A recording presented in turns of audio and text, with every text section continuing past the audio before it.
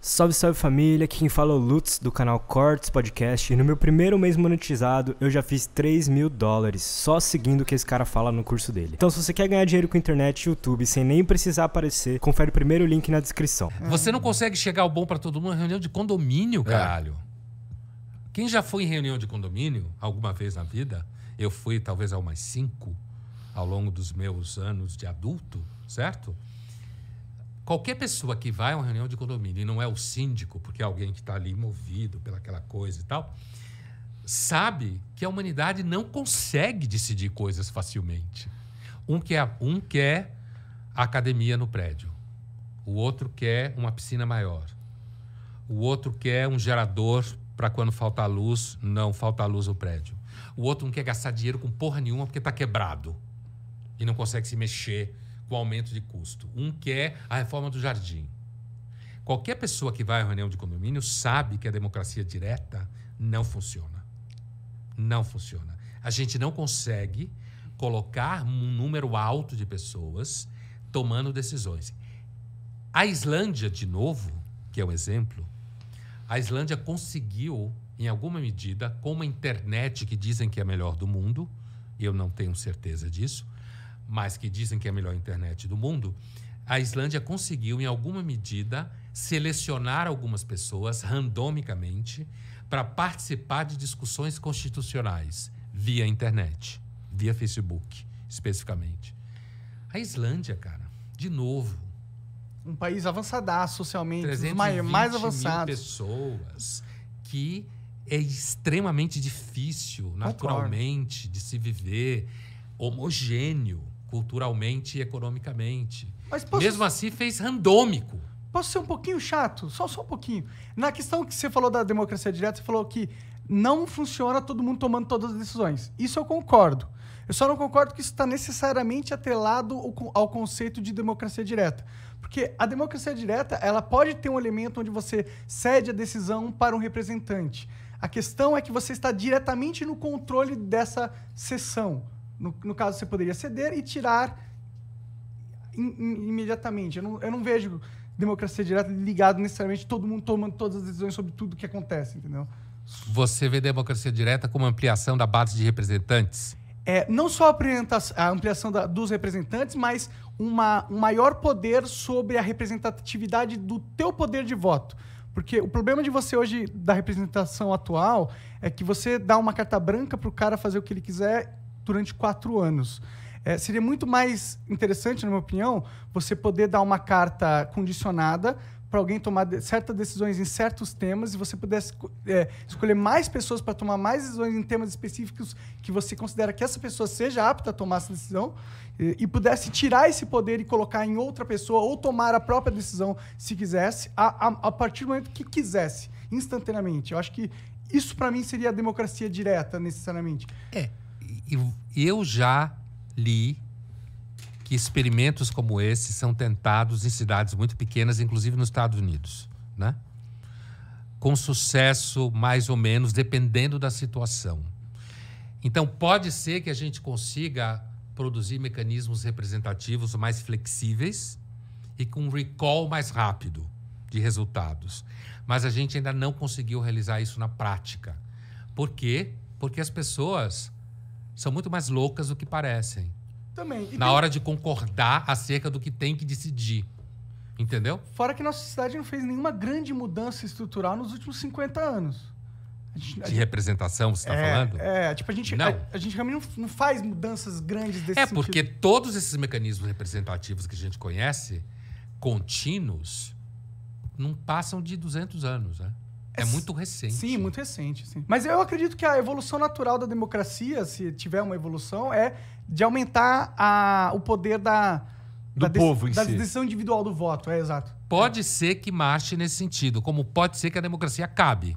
Claro, com certeza. Pode ser que acabe. Ela pode se transformar num processo tão entrópico em que a pressão das redes sociais sobre o mecanismo representativo não caminhe em direção a nenhum mecanismo equânime, certo? Ela caminhe para uma quase destruição da validade institucional.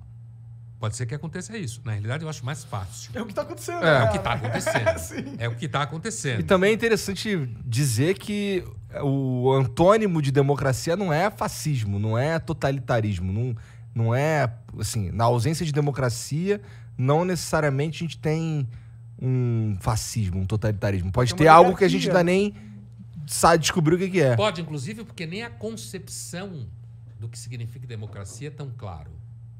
Certo? Até onde a gente sabe, a primeira experiência de democracia um pouco mais organizada foi em Atenas, que durou cerca de 150 anos, digamos com 60 anos de sucesso. E que deu errado, inclusive botaram na culpa da democracia a perda da guerra de Atenas contra Esparta. Né? Por quê? Porque a democracia tinha muita corrupção, muita retórica, muita conspiração. Tinha debates do tipo: eu não nasci em Atenas, mas minha mãe nasceu. Eu tenho o direito de fazer parte da Assembleia? Tinha essas discussões, cara. Minha mãe nasceu em Atenas. Eu posso participar da Assembleia? E ela tem propriedades em Atenas. Meu pai nasceu em Atenas. Eu nasci em Atenas, mas meus pais são de Corinto. Eu posso participar da Assembleia? Posso ser representante? Entendeu? Então, o experimento, que ao mesmo tempo provavelmente gerou a filosofia, gerou o teatro grego, portanto, gerou discussão, né? E, de alguma forma, entendemos que foi positivo nesse sentido. Mas, ao mesmo tempo, foi um experimento que durou um certo tempo, que teve o seu clímax, o seu poder no século V, principalmente, antes de Cristo, é claro, e depois entrou em decadência. Roma não era democracia, mas era república, no entendimento que tinha um conjunto de senadores, que inclusive tinha gente que vinha do povo, para dar voz ao povo, para acalmar o povo, né? Interessante. Agora, a democracia que a gente conhece hoje, ela tem 200 anos, mais ou menos, grosso modo. E foi criada meio sem querer. Os americanos que criaram a democracia não pensavam democracia que nem pensa hoje. Então, não há nem evidência do que significa democracia. Por exemplo, se eu for uma pessoa de esquerda, eu posso dizer que a democracia liberal hoje serve ao capital, serve à elite. Eu vejo a democracia talvez não seja nem... esquerda não, viu? Não, mas é o que eu quero dizer, porque essa é uma discussão de esquerda clara. Mas é que, assim, democracia nem é o melhor nome pro sistema que a gente tem. Porque eu não vejo o povo tendo poder de porra nenhuma nesse sistema que a gente tem. A gente finge que vota. Na verdade, a gente vota em cartas marcadas o tempo inteiro. É tipo Bolsonaro e Lula, tá ligado? É o que a gente faz. A gente tem as escolhas que eles querem que a gente tenha. A gente não conseguiu produzir nenhum outro candidato viável dentro do sistema que existe, pelo menos aparentemente até agora, para que não seja uma situação como essa. Então, por isso que eu acho que esse nome, democracia, ele é meio fantasia, meio, sei lá, não é verdade, porque o povo não decide de verdade. Então, a democracia pensada, então, assim, vamos fazer uma carpintaria do conceito, ela é um regime institucional que reúne algumas ferramentas. Uma delas é a soberania popular. É só uma delas. Só uma.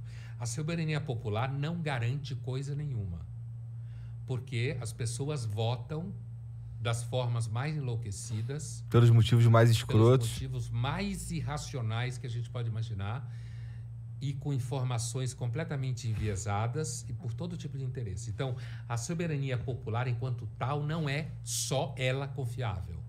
E é um argumento extremamente populista.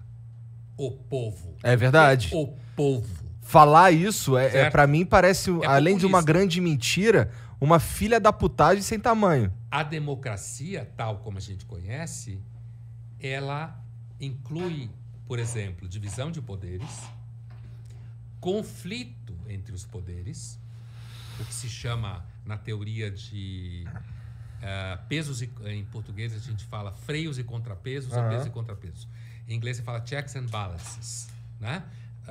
O mecanismo em que o tempo inteiro as instituições de poder, elas funcionam independente uma das outras, os três poderes básicos, legislativo, judiciário e executivo, funcionam em conflito, e isso é que faz o check e o equilíbrio. Checa e equilibra, checa e equilibra. Isso é fundamental para a democracia. Tanto quanto voto. Tanto quanto voto. Porque o grande ganho da democracia, do meu ponto de vista, daqueles que acham que a democracia é um regime que vale a pena, é a democracia limitar o poder pelo próprio poder. Esse é o grande ganho da democracia. Não é o voto direto. O voto direto é só um dos elementos. Entendeu? Porque o poder, ele é sempre violento. Qualquer forma de poder, mesmo que diz que é seu favor, é violento. Então, o que esse experimento da democracia criou foi um espaço da violência que a própria violência institucionalizada nos poderes controla ela mesma. Você, o executivo, está muito metido. Então vai lá um juiz do STF e fode você. O legislativo vai e fode o executivo vai e fode o legislativo. Entendeu? A mídia fode todo mundo. Sem ser poder representativo. Né? Sem ser, porque não é institucionalmente representativo. Então a democracia é isso. Ela não é só voto direto. Porque se ela fosse só voto direto, ela se fode. Porque o voto direto vai para qualquer lado do que o marqueteiro dizia e hoje do que as redes sociais dizem. Certo? Sim. No tempo do Lula 1, era o marqueteiro. Agora, das redes sociais. Então, o regime que a gente conhece, que parece até hoje o menos ruim, é porque ele controla o poder pela própria máquina do poder. E na medida que o poder está controlado, a gente vive mais ou menos bem. Porque quando o poder olha para você, é sempre para te foder. De uma forma ou de outra.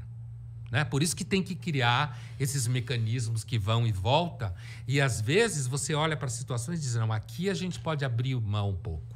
Ali a gente não pode abrir mão um pouco. Né? Você não pode proibir de uma pessoa entrar para trabalhar porque ela é palmeirense, ou porque ela é negra, ou porque ela é heterossexual ou gay. Ou católica. Ou católica. Porque aí você caracteriza a discriminação. Mas você poderia, talvez, dizer para ela, mostra o atestado de vacina para vir trabalhar? Esse movimento é um movimento que é um movimento mesmo. Ele não é estático. E você vai resolvendo o problema à medida que ele vai acontecendo. Não é uma solução, não tem uma solução aqui, ó, que você olha daqui para baixo e diz, não, isso é assim. Não. É o próprio movimento pelos mecanismos. Quando você vê o, sei lá que é diretor, presidente, como chama, da Anvisa brigar com o governo federal, você está vendo a democracia funcionando. Por quê? Porque ele é de um órgão que é de Estado. Ele não é de governo. Mesmo que ele seja indicado pelo governante executivo, ele tem autonomia. O governante pode indicá-lo, mas não pode demiti-lo. Certo? Então, na medida em que ele não pode demiti-lo, ele ganha autonomia. O cara da Anvisa, assim como o cara do STF.